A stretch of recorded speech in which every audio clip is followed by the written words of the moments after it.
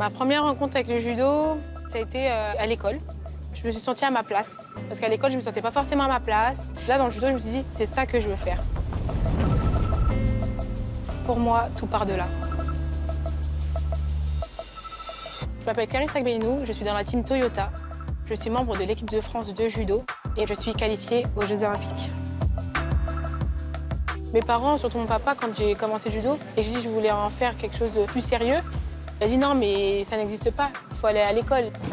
L'école, c'est sérieux, et c'est ça qui va te donner à manger plus tard. Allez, c'est parti. Je dirais pas que j'ai ce côté bagarreux, j'ai plus un côté compétiteur. J'étais une justicière. S'il fallait après que je monte au créneau parce que j'étais vraiment la voix de la justice, j'aimais aider les uns et les autres. Clarisse, en un mot, je dirais patronne. C'est une athlète qui a un panel physique hyper large. Elle a des qualités à la fois d'endurance et d'explosivité très très au-dessus de la moyenne. On sent que c'est elle qui domine les débats à chaque fois qu'elle monte sur le tapis. J'ai gagné les championnats d'Europe en 2014 et j'ai été championne du monde. Tous les efforts, tous les entraînements ont commencé à payer. Je suis contente d'avoir ma tête sur ce mur de l'INSEP. Et quand tu regardes cette lignée de portraits, tu te dis il y a eu du chemin, c'est beau. Depuis 2016, j'ai beaucoup travaillé. Tous les championnats du monde, je les ai gagnés. Je trouve ça incroyable. Tu as 40 victoires d'affilée, tu es la fille à battre. Est-ce que tu stresses quand tu arrives à une compétition parce que tu as une épée Damoclès? Non. Quand j'arrive sur une compétition, déjà, un championnat d'Europe, un championnat du monde, le matin, je ne suis plus championne d'Europe. Je vais chercher un nouveau titre.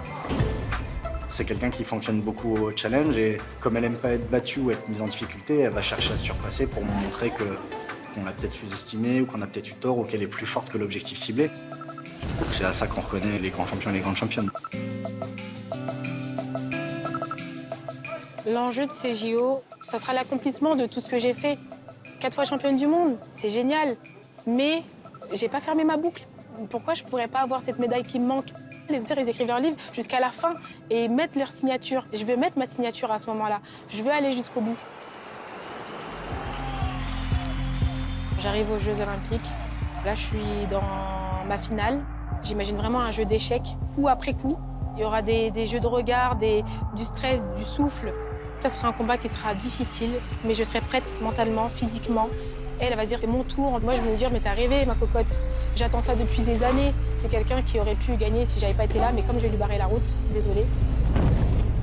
Ça sera la prochaine fois. Je m'appelle Clarisse Agbenienou, je suis membre de la team Toyota. Rendez-vous à Tokyo.